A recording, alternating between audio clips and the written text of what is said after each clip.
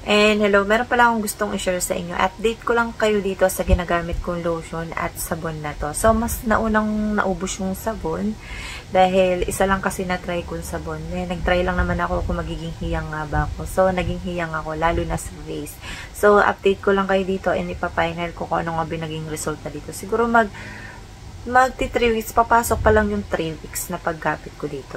So, ito nga palang SCT. So, alam nyo na to at maraming nakakaalam na nito at medyo matagal na to. Bagong packaging ata to. So, ito kasi first time ko lang itong ginamit na product to. Meron itong mga iba-ibang kasama. So, ito nga pala ay sunflower lotion. Ayan. And ito yung ginamit kong sabon. Ayan. Medyo na matagal ko na itong natapos. Iba na kasi na partner ko din sabon. So, isa lang din kasi to. Try ko lang naman to. Nagamit ko to magto 2 weeks. Ayun, magto 2 weeks ko itong natapos, nagamit. Ayan, ito na lang siya. Ayan, tuyo na siya. Mabango siya, para magkasing amoy lang nito. Super refreshing ang amoy nito. And, isi-share ko to dahil sobrang ganda nito para sa akin. So, wag nyo nang pansinin yung mainay sa buho. So, ayun. Bagay na bagay ito ngayong summer na to dahil super refreshing yung amoy niya. And sa katawan, pag ginagamit mo, super duper lightweight and super duper non-sticky. Wala siya, hindi siya yung hindi siya super lagkit. So, hindi ka maiirita kahit nasa labas siya. Ayan, pwede mo siyang patungan ng sunblock or kaya hindi siya maglalagkit kasi madali siyang mag-absorb sa skin mo. So, share ko lang din. So, ako, nagre-review ko ng mga iba't ibang klaseng product. Magtataka kayo, bakit sunod-sunod, hindi naman ako yung parang iba-iba ginagamit. Talagang pinapakita ko lang naman sa inyo, tapos sineshare ko yung mga ilang araw ko sa paggamit, kung ano nga ba yung nangyari dito sa lotion na to at sabon na to. So, ito, laging ko to, magti 3 weeks na rin. Ayan, medyo ito yung isa sa mga na-try ko na isa sa mga lotion na maganda. And gusto ko siyang i-share sa inyo. So, yung face ko nga pala, walang nakalagay na kahit dahil hindi ako lumabas ng bahay, wala akong nilagay ng kahit isa or sunscreen. Hindi ako naglagay ngayon ng sunscreen. Ayan, nasa bahay lang naman din ako. Pero mas importante naglalagay pa rin ng sunscreen kasi may part sa bahay na mainit.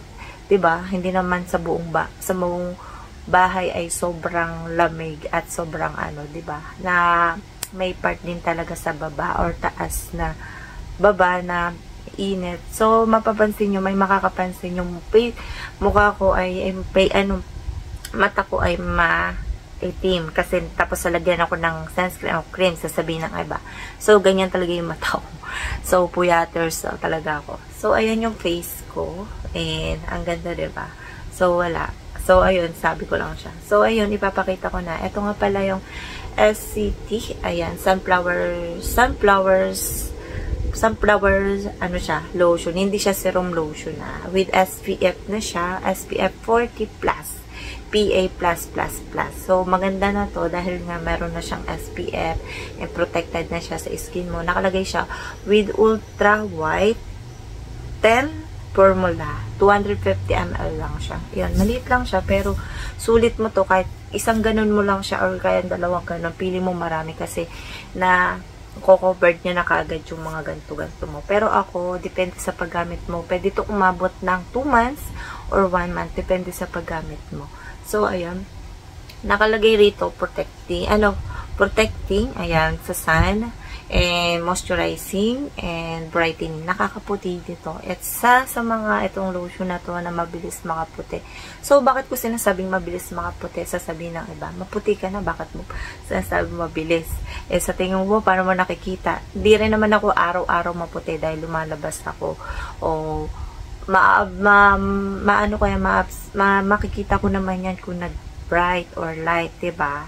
Ayan, depende ka yan sa skin natin. So, ayun. Nandito yung ingredients niya. Sobrang daming ingredients. So, ayan. And, paano siya gamitin? Nandito rin. So, sa mga pregnant or lactating, lalo sa mga especially kung oo man or hindi na pwedeng gamitin ang isang product, maaari pa rin magtanong sa inyong OB at ipakita muna kung ano pa pwede sa inyo. Ay, pakita nyo muna yung gusto nyong gamitin. Kasi pwedeng makita nyo sa ingredients na bawal pala tong ingredients na to sa Pregi. Or ano, 'di ba? Ayun yung mas okay pa rin na nagtatanong pa rin. So, ito yung loob niya. Ayan. Nag-enjoy talaga ako dito. Hanggang dito na lang siya. So, ang dami kasi nito. Nagustuhan ko siya dahil nga sa mga review. Siyempre, alam niya naman. So, ito may lock to dito. May lock to. Ito. Isa sa maganda to, may on. Ayan. Nakalock na siya. Tapos, on mo lang. So, meron pa siyang ganito. Dito siya nakalagay. So, ito siya.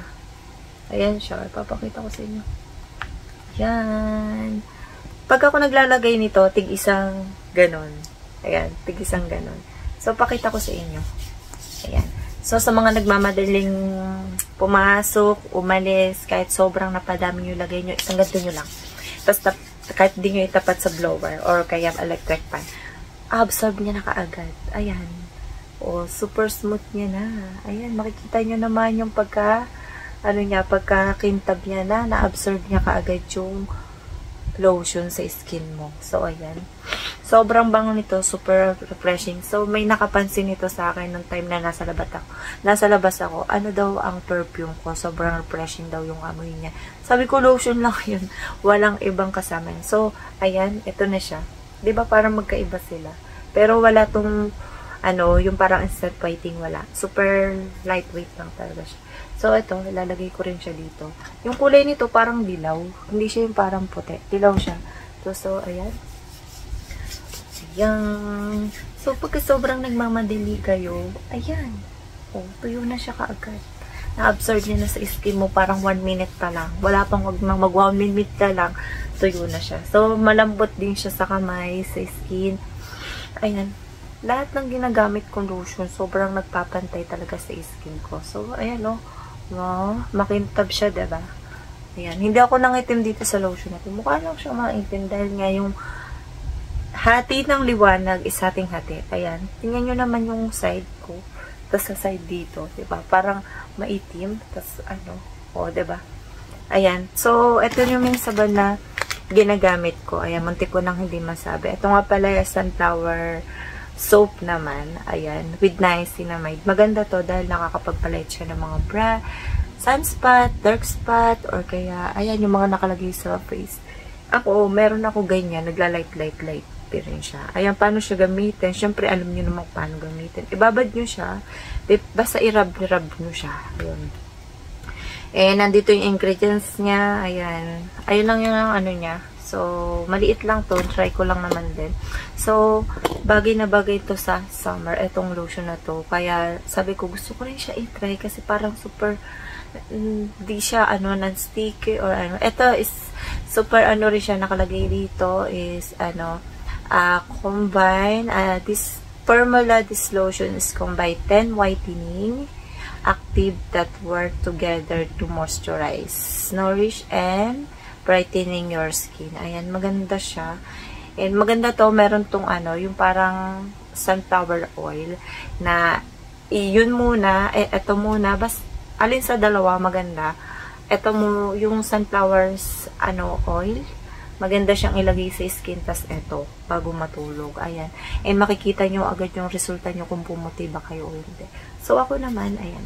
May magtatanong, pwede ba siya sa face? Depende na lang kung gusto mo siyang itry sa face. Tapos, gustuhan mo siya, ayun, pwede naman siguro.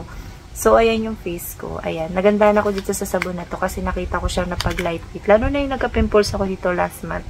Ayan, super na, sa nagustuhan ko na nag-light talaga siya dito. As in, ginaganon-ganon. Hindi naman ito yung ginaganon ko, yung pinakaganto ko.